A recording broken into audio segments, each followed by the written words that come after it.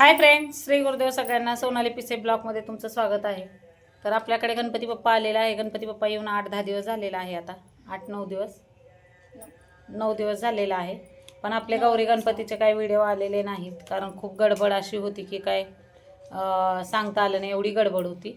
त्यामुळं आणि त्यात तब्येत पण ठीक नव्हती, त्यामुळे मला व्हिडिओ काही काढता आले नाहीत आणि जेवढे काढले ते काही सोडता आलेले नाही आहेत. तर आता चला, तर बघू शकताय आज नाश्त्याला बनवलेला आहे. डॉक्टरांनी सांगितलेलं आहे, पहिलेच डाईटवर आहे आणि डाईटवर सांगितलेलं आहे. तर उकडलेले भाज्या म्हणजे इथं बघू शकताय, हिरवे मूग आहेत, हळद आणि मीठ टाकून इकडं उकडून घेतलेले आहेत मी. आणि त्याच्यामध्ये कांदा, टोमॅटो, कोथिंबीर, चाट मसाला आणि थोडंसं हलकंसं लाल मिरची पावडर टाकून हे बनवलेलं आहे. तर आज मुलांना कसं वाटतंय तर बघू शकताय तुम्ही. कसं वाटतंय बाई हे चाट खायला? छान झालंय. तर बघा आपले गणपती पण बघू शकताय तुम्ही, एक नंबर झाले. आत्ताच आरती वगैरे झाली, मुलं क्लासवरून आले आणि आत्ता आरती केलेली आहे गौरी गणपतीची आपल्या. आणि आम्ही शाळेला चाललो. आणि आता हे निघालेले आहेत शाळेला नाश्ता करून. नाश्ता सकाळी झालेला आहे, आत्ता जेवण आहे. मस्त झाले बाई. ह्याच्यामध्ये थोडंसं लिंबू वगैरे पण पिळलेलं आहे. तर आता मी खाऊन बघते कसं झालंय ते. आमचं संपत आलं मम्मा.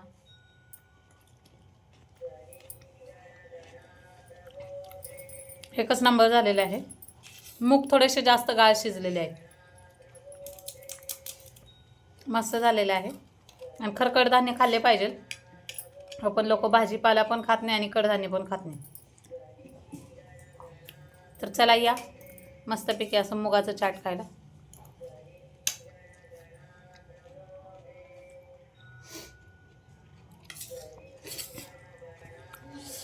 काय माहिती माझ्या घराला कोणाची नजर लागली, माझ्या संसाराला.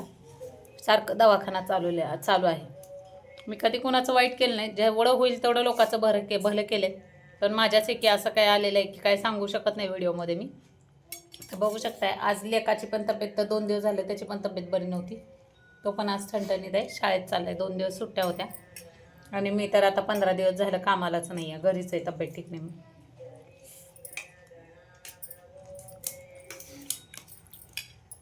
तर आता इथंच थांबत आहे. व्हिडिओ कसा वाटला कमेंटमध्ये नक्कीच सांगा.